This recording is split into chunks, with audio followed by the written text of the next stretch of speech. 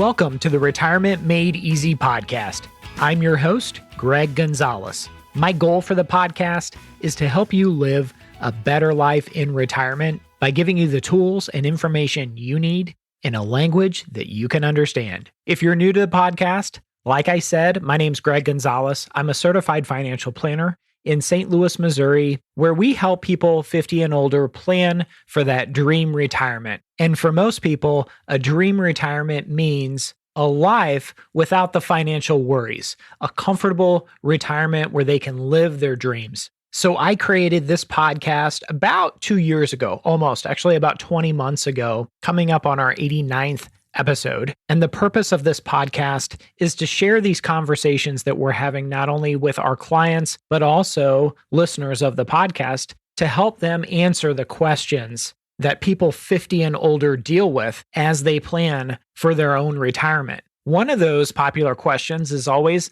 long-term care insurance. Do you need it? How much does it cost? When's the best time to buy it? What does it look like? Many people say that they've heard it's very expensive. So that's going to be our main discussion on today's episode of the Retirement Made Easy podcast. I'm going to answer all those questions about long-term care insurance. Yes, I am licensed to offer it to all of our clients here, but I certainly don't recommend it to all of our clients. Everybody has unique situations. Some people are in the position where they don't need to purchase long-term care insurance, while other people, they look at long-term care insurance as a necessity, as a way of reducing some of the risk that they have down the road. And as far as my stance on long-term care insurance, I think some people it makes sense and other people it doesn't make sense. So from my viewpoint, I just want people to understand what it is, how much it costs, how it works, what it covers, and then that will help you understand what it is and if it even makes sense for your situation. So that's the point of the podcast this week is we're going to help you understand how much long-term care insurance costs, what it covers, the disadvantages, the advantages out there. And this is all coming from someone who is, of course, licensed to offer it, but also doesn't work for an insurance company and is not an insurance agent who tries to solicit it to everybody. That's not who I am. That's not what I believe in. So I hope this episode you learn a lot about long-term care insurance and if it might be right for you. Before we jump into today's episode, I wanted to remind listeners, check out my website, retirementmadeeasypodcast.com. That's retirementmadeeasypodcast.com. Underneath the resources tab, you'll find a lot of free resources that will help you as you plan for your own retirement. And then for those people that are nearing retirement, maybe they're a couple years away and they want a second opinion, they want to see where they stand when it comes to retirement. Are they on track or are they not? And so we offer our listeners, only our listeners, this what we call free pre-retirement assessment. You'll see it right there on the homepage. If that's something you're interested in, we offer this just 2 per month to podcast listeners, and we're already booked through April. So people signing up, you will be on our April calendar. So if that's something you're interested in, we'd be happy to provide that free pre-retirement assessment to see if you're on track. And if you're not on track, what are some things you can be doing between now and retirement to get you back on track? So check that out, retirementmadeeasypodcast.com. All right, now let's jump into today's episode. Long-term care insurance, how much does it cost? What does it cover? Is it a good deal? Is it a ripoff? These are all the questions that I hear from both podcast listeners and from our clients. So first, I want to provide a little background on long-term care insurance. And so it has changed over the years. It has gotten more expensive. And there used to be dozens of insurance companies that would offer long-term care insurance. And what happened is a lot of these insurance companies actually mispriced their policies. And what they found was these policies, people were living longer, people were needing extensive care, and they didn't have the research to price them properly. So then what they did was a lot of these insurance companies, they had to raise their premiums for all these people that were policyholders. And it really upset a lot of the policyholders because it made them unaffordable at some point. So companies like Genworth and MetLife and Prudential, huge insurance companies, no longer offer long-term care insurance. A lot of these companies have exited the space. And so there's only a handful of companies that even offer long-term care insurance because it's such a high risk from the insurance company's standpoint. And so when you only have a handful of insurance companies to pick from, well, the price is going to be a lot higher versus like auto insurance. You have probably hundreds of insurance companies that you can get auto insurance from. And so there's so much competition. The price of the premium of the coverage is so competitive, you can really get a good bargain. On the flip side, with long-term care insurance, if there's not very many competitors in this space, they can really charge a lot higher premium because where else are you going to go?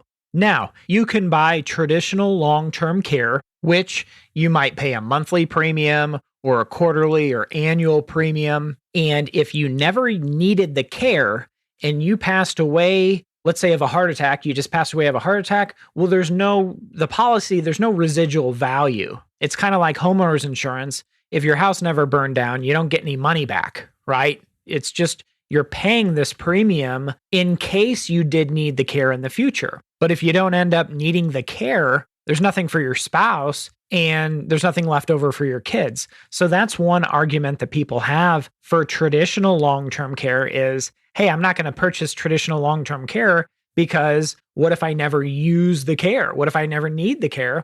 All of those premium dollars that I paid for were wasted. Not only that, with traditional long-term care, these insurance companies have a history and a tendency of increasing your premiums over time. And we're going to talk about specific numbers. I actually did an illustration for a make-believe couple here in Missouri, a 60-year-old couple and a 65-year-old couple. And I'm going to share with you the monthly premiums for both the male and the female. And we're going to talk about that.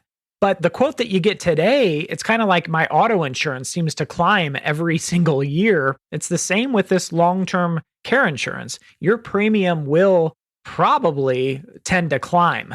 And so is that something you're going to be comfortable with? And I'll mention one other way of purchasing long-term care insurance is to have, it's a life insurance policy with a long-term care rider. And so what that means is you might be paying into this. It's really a life insurance contract, but you can use the benefit for long-term care. And if you don't end up using the long-term care, guess what? You've got a life insurance policy that will pay out tax-free to either your spouse or your loved ones. That type of policy, it's beyond the discussion today. It's called a hybrid life insurance long-term care. We're not going to talk about that in detail, but the premiums are a lot higher because the insurance company knows they're on the hook to either pay for your long-term care needs, or if you don't end up needing the long-term care needs, well, then they'll pay your spouse, your loved ones, a nice death benefit in the form of a life insurance policy. So let's circle back to traditional long-term care. Again, this is a policy that you're paying into monthly or annually, semi-annually, however you want to pay your premiums. And whenever you need long-term care, you have to qualify for it. So basically, you need a physician to say that you are unable to do 2 of the 6 activities of daily living. And those are bathing, dressing, toileting, transferring, eating, and continence. As a perfect example, I'll use my late grandfather. He ended up getting diagnosed with Parkinson's disease. So dressing was a chore for him with his buttons. His hands would shake, and even with the medication. So dressing was out, and transferring, he was kind of unstable. So he would have qualified shortly after being diagnosed with Parkinson's disease. And then once you qualify, again, having a physician sign off on that, well, guess what? Then you don't have to pay your premiums anymore, and you start receiving the monthly benefit from your long-term care insurance.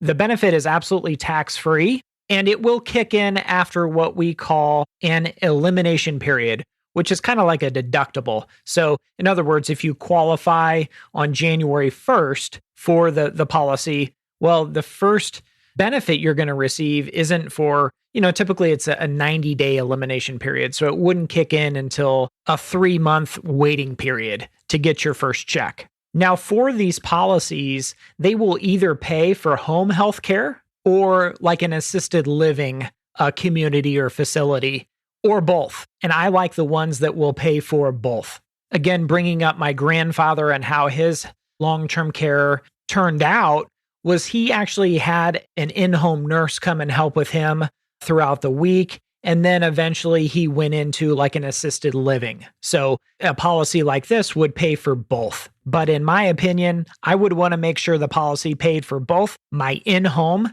healthcare if I wanted to have like a nurse come to the house, or if I needed assisted living at an approved facility or an establishment. The other thing about these policies is you get to pick the benefit period. And what I mean by that is your long-term care check that you get, your monthly check, it comes for a set period of time between 2 and 5 years. And you get to pick whether you want the policy to cover you for 2 years, 3 years, 4 years, or 5 years. The premium's going to be a lot higher if you want a policy that pays out for the next 5 years. It's going to be a lot more expensive. The old policies, the old long-term care policies, and this is where the insurance companies got themselves into a lot of trouble, is they actually paid for someone's lifetime of long-term care, meaning there was no cap. They just kept paying and paying and paying and paying. And if someone was 105 and they needed care for the last 10 years of their life, well, that policy just kept paying out. There was no cap to it. The insurance companies got smart and they changed that. So as you're picking your long-term care policy, you would want to decide how long you want this to pay out for your care. Now, women, and this is by longtermcare.gov. I'm getting all these statistics off of longtermcare.gov, but women on average that need care longer than men do. On average, women need care 3.7 years versus only 2.2 years for men. So that's a year and a half longer that women need care than their male counterparts. And the other thing is about long-term care insurance, the premium is a lot lower to insure a male than it is a female. And that's just because women have a much higher likelihood of using the policy, of using the long-term care, versus men. Men have a much lower likelihood of needing long-term care for an extended period of time. So if we could only afford long-term care for the husband or the wife, I would pick insuring the wife just because her probability of using that long-term care is much higher than her husband. When my late grandmother was in assisted living, there were 95 women in there for every 5 men that I saw. Now, another decision that you'll have to make is how much of a benefit, a monthly benefit, do you buy for this policy? You get to pick how much you want this policy to start at. And then do you want your policy to have an inflation hedge, meaning that every year that you didn't need the care and you got a year older, the monthly benefit amount would go up by a certain percentage for inflation. Let's give a real life example, and you can go to longtermcare.gov. You can see how much the average long-term care expense is in your state. It's a lot higher in some states like New York and California than it is in the state of Missouri. So let's say, just looking at Missouri, it's around $7,000 a month, let's say. And we have to buy a long-term care policy, or we think we want to buy a long-term care policy. You don't want to buy a long-term care policy that's going to insure that entire $7,000 a month, because you've still got your Social Security income, you've still got, maybe you have a pension income, you've still got retirement account income. So maybe you only want to insure $4,000 of the $7,000 cost that you're up against, right? And then the difference is going to be made up between your Social Security, pension, and maybe your withdrawals from your 401k or Roth IRA. That's a big mistake that people make. A lot of insurance agents, they always want to push you to insure that entire amount, that entire monthly expense. And you got to remember, just because you're needing care in assisted living, well, your pension's still going to be paying you. Your Social Security is not going to go away. And your investment income from your retirement accounts is still going to be there, likely. So you want to be careful there because you want to make sure that you're not over-insuring your long-term care because you're going to be paying more than you need to in premiums. So let's just pick on a couple, a made-up couple, Michael and Mary, 60 years old, non-smokers, average health in the state of Missouri. How much would it cost them for $5,000 a month benefit with a 3% compounding inflation as long as they own the policy? Well, for the male, for Michael, it's going to be a lot lower than it is for his wife. For him, it's $209 a month. And for his wife, it's $356 a month. So together, you're looking at $566 a month. And that is even with this discount that they give you if both spouses apply and have the long-term care insurance, meaning the premium would be more if just the wife, our 60-year-old Mary, applied without her husband applying too. Now, many of you know that I am a Dave Ramsey SmartVestor Pro, and Dave always recommends looking at long-term care insurance around age 60. He's kind of done a lot of research, and that seems to be the optimal age to start considering long-term care insurance. Now, for fun, I looked at a 65-year-old non-smoking couple in average health in Missouri, and it would cost them, for the husband, it would cost him $262 a month, up from $209 when he was 60. And then for his wife, it would cost her $439 per month, up from $356 per month when she was 60. And the total premium, if they waited until they were 65, is $702 per month. And again, this is for a couple of average health, non-smoking in the state of Missouri. So for the 65-year-old couple, $702 per month, for a lot of people, that might sound unaffordable, and a lot of people may not want to sink that much money into a policy that they may or may not use. Now, one last thing I want to say about this. I ran a non-smoking couple of average health in the state of Missouri. In your state, such as the state of Florida, the premiums are going to be a lot higher in the state of Florida because I know because I have clients in Florida and I have run them both ways. And it's better to purchase the long-term care in Missouri than it is in Florida because Florida has a much higher retired population than the state of Missouri does. And therefore, their premiums tend to be a lot higher.